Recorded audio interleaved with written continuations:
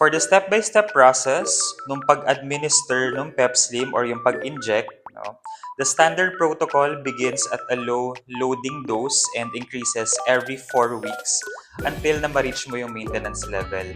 So in my case kasi, I'm using 2.5 mg, yun yung dose ko.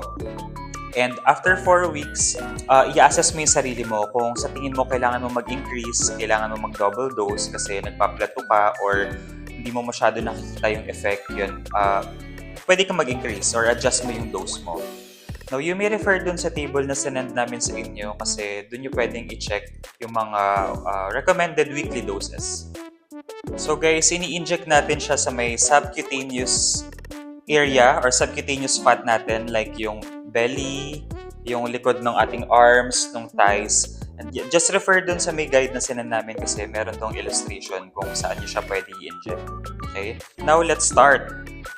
Using this alcohol swab, I just usually clean the rubber stopper every time na gagamitin ko siya. Okay?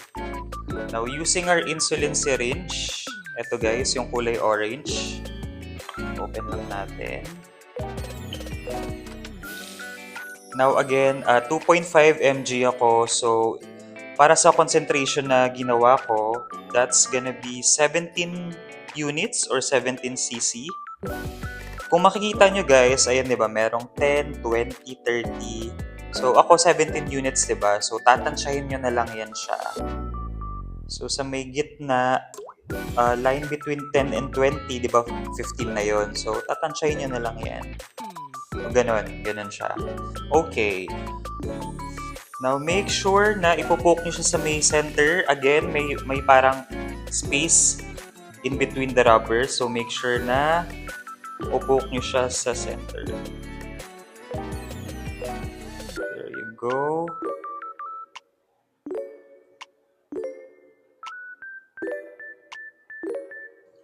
Yan, unti na lang siya guys kasi last shot ko na dito sa vial na to. Okay, tatansyahin nyo lang. There you go. Pitek-pitek.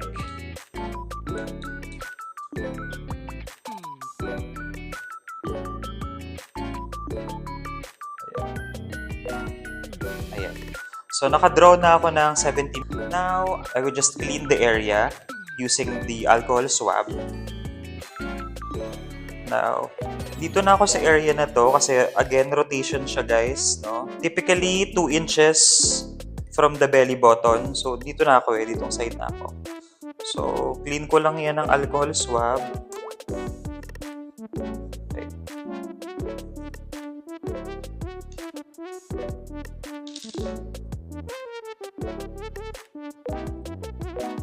Ayan. Then, once you're ready, yan, pwede ka mag-inhale kung kinakabahan ka. Pero hindi siya nakakatakot guys, hindi rin siya masakit. So, i-pinch nyo lang yung taba nyo dyan. Pinch nyo lang yung area para talagang hindi siya masakit. And yung pagtusok, dapat 90 degree siya.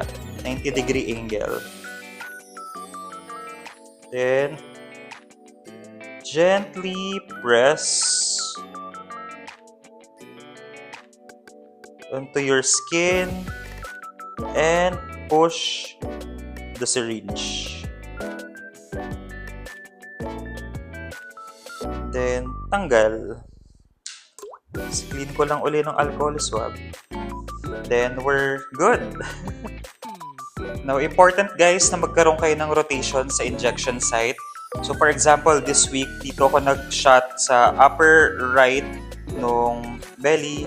Then, following week or next week, dapat dito na siya sa baba. And then, next week dito naman. The next week dito. So, kailangan nag-rotate siya to prevent skin irritation.